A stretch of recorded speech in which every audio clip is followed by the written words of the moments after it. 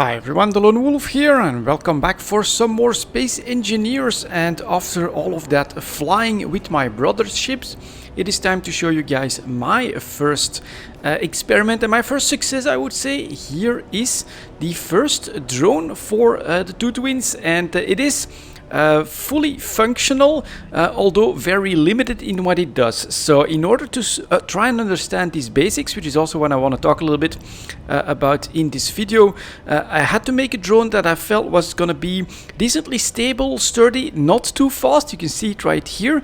And all I really wanted it to do is to basically take off, move to a spot, then that's what it's doing right now, move back and dock back up, which it does now, and then very importantly be able to replenish its battery from the base so that it can keep going pretty much forever, you could say.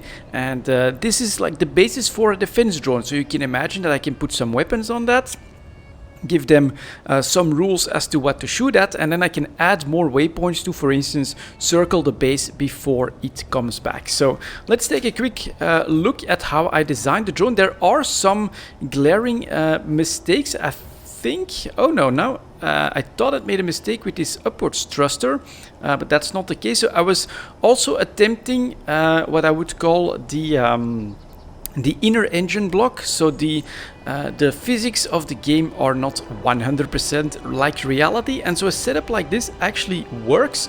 You can have your 4 engines here that need to push the ship into 4 different directions on the flat axis. You can just have them aim at each other and they'll actually do their thing that way. And then it's the same with the downwards thruster, which is actually at the bottom, and then the upwards thruster that's at the top. The one problem that I had is that one thruster did not seem to have enough lift for the entire drone, and so I had to add 2 more to the sides in order for it to actually take off. There he goes.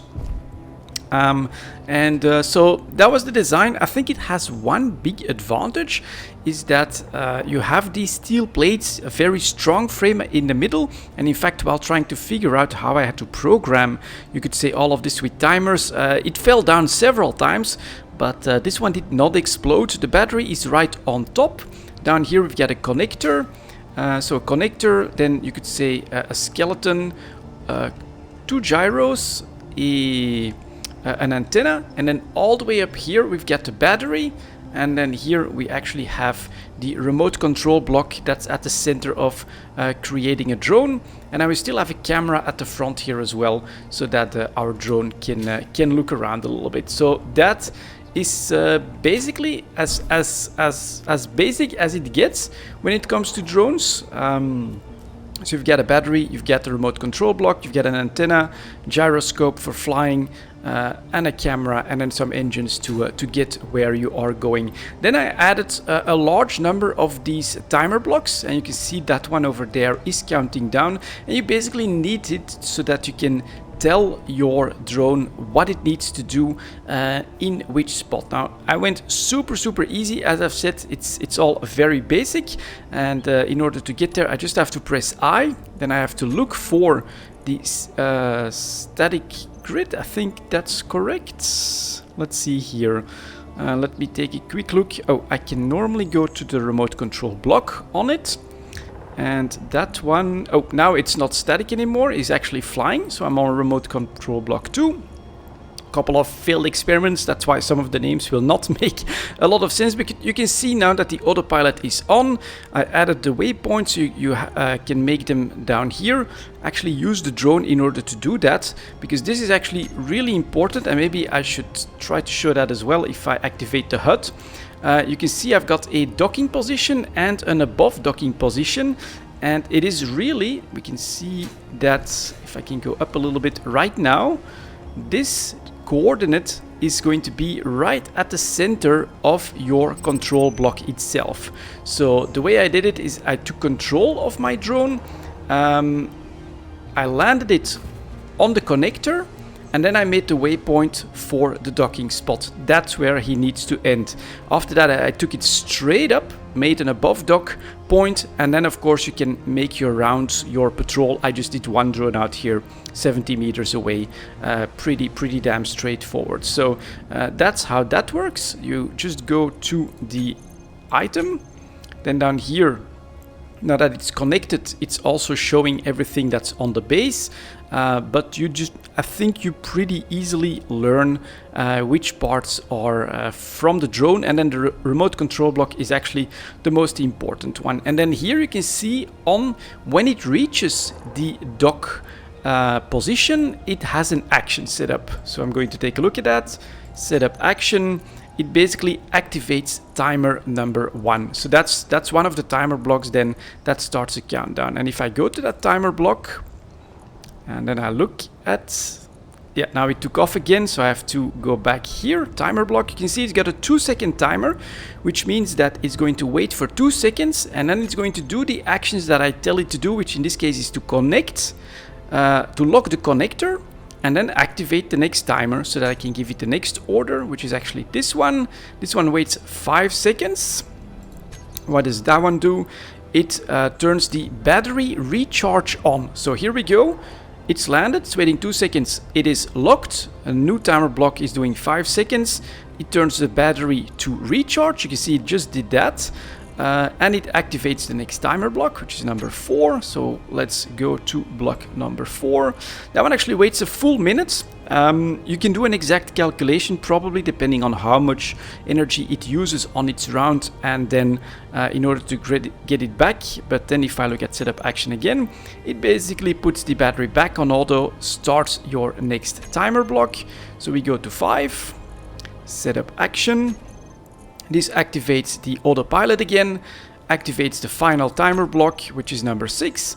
And if I look at setup actions again, 5 seconds later, it unlocks and he starts on his round again. What's really important, and a mistake that I had made, you want with this setup, you want your autopilot to be on over here, flight mode 1 way. So basically, when it arrives at its final waypoint on dock, the autopilot turns off, activates the timer, does his cycle to land, lock, grab energy in the battery, put the battery back on auto, then the autopilot is activated, we unlock and we are off again. It's really stable. This has been running for a decent amount of time. I actually love the design here. You can imagine that with more thrusters you could make something pretty damn big. In fact, I'll show that to you guys as well. That's my next project right here.